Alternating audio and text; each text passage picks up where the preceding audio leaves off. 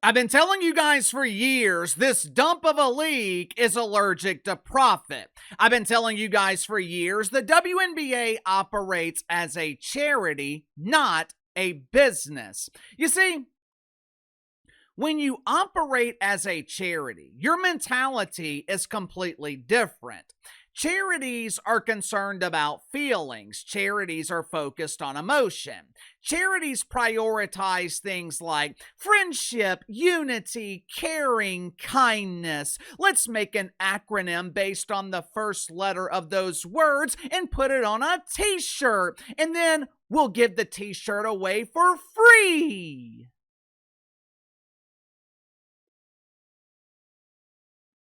Charities aren't worried about taking advantage of opportunities to make money. They're focused on helping people, or in the case of the WNBA, making people hate this dump of a league.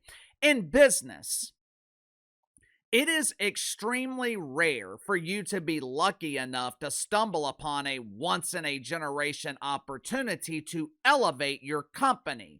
30 years ago, the WWF was blessed with an opportunity that literally came out of nowhere. It wasn't planned, it wasn't scripted, it was 100% organic. After winning the King of the Ring in 1996, Steve Austin was talking about Jake Roberts, his opponent. Now, at the time, Jake Roberts was playing the role of a born-again Christian because Jake Roberts is a born-again Christian. Long story short, Steve Austin goes off script and says, Austin 316 says, I just kicked your ass. Just like that, a star is born. 5 seconds changed the entire history of the business. 5 seconds turned Steve Austin into a mainstream star and a multi-millionaire. It turned Vince McMahon into a billionaire. But it never would have happened if Vince McMahon failed to take advantage of the opportunity. If Vince McMahon had said, we can't put Austin 316 on t-shirts, it could be perceived as blasphemy. It's offensive. It might hurt someone's feelings.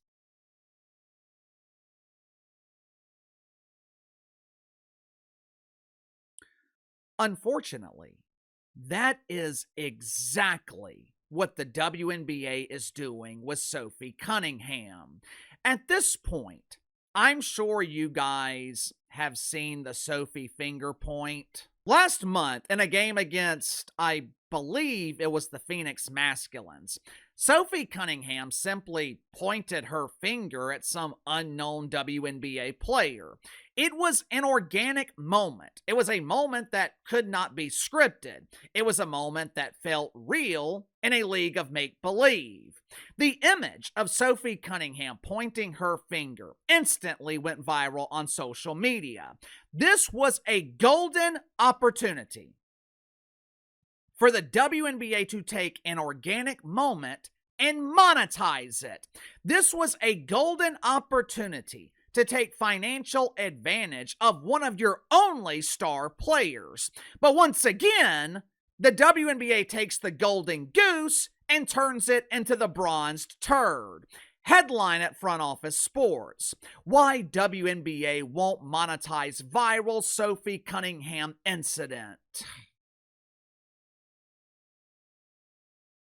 The WNBA Players Union, which represents the professional complainers and victims in this league, they are prohibiting any licensing of the Sophie finger point.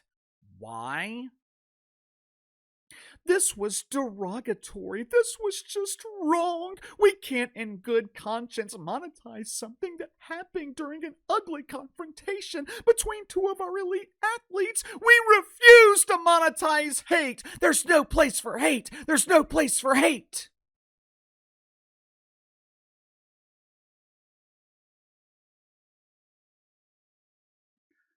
Clearly, the WNBA does not understand the business they're in. Keyword, business. And I guess this should go without saying since it took the WNBA 30 years to generate a single peso in profit. The WNBA is supposed to be in the entertainment business. In this business, most controversy, not all, but most controversy is a good thing. Controversy creates cash, which is something the WNBA seems to be allergic to. Who gives a damn if some blue-haired identifier is offended by Sophie Cunningham? Who cares if a woke white woman is intimidated by Sophie Cunningham? Because Sophie looks like the girl next door, and the woke white woman looks like the girl next door that the boys ran away from.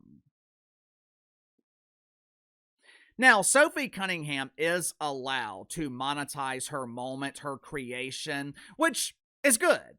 At least the communists in the WNBA aren't preventing her from making money. But this damn league, this league that heavily relies on the NBA for survival, this league that would not exist without generous subsidies from the NBA.